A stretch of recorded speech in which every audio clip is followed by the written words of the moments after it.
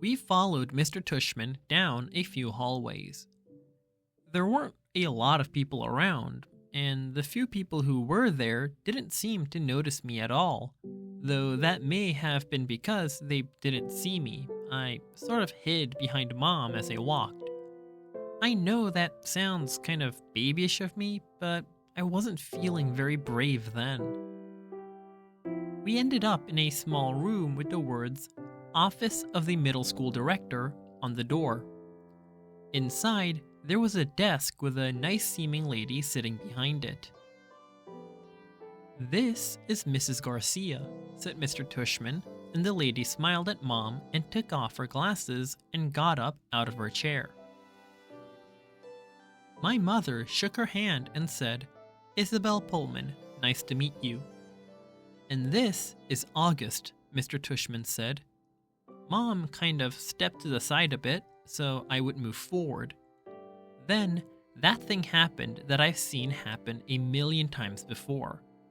When I looked up at her, Mrs. Garcia's eyes dropped for a second. It was so fast no one else would have noticed, since the rest of her face stayed exactly the same. She was smiling a really shiny smile. "Such a pleasure to meet you, August," she said, holding out her hand for me to shake.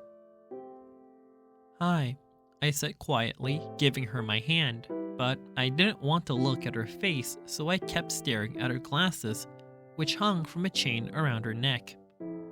"Wow, what a firm grip," said Mrs. Garcia. Her hand was really warm.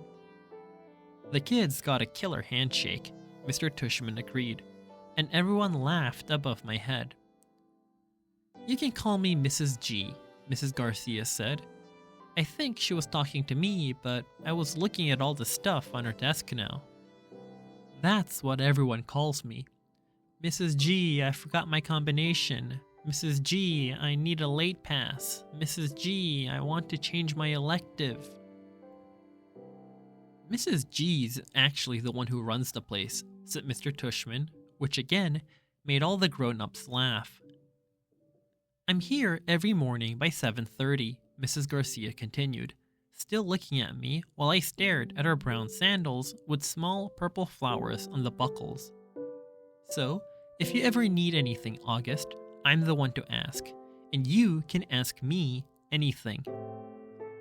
"Okay," I mumbled. "Oh, look at that cute baby," Mom said, pointing to one of the photographs on Mrs. Garcia's bulletin board. "Is he yours?" "No, my goodness," said Mrs. Garcia, smiling a big smile. Now that was totally different from her shiny smile. "You've just made my day. He's my grandson." "What a cutie," said Mom, shaking her head. "How old?" "In that picture, he was 5 months, I think. But he's big now, almost 8 years old." "Wow," said Mom, nodding and smiling. "Well, he is absolutely beautiful." "Thank you," said Mrs. Garcia, nodding like she was about to say something else about her grandson. But then, all of a sudden, her smile got a little smaller. "We're all going to take very good care of August," she said to Mom, and I saw her give Mom's hand a little squeeze. I looked at Mom's face, and that's when I realized she was just as nervous as I was. I guess I liked Mrs. Garcia when she wasn't wearing her shiny smile.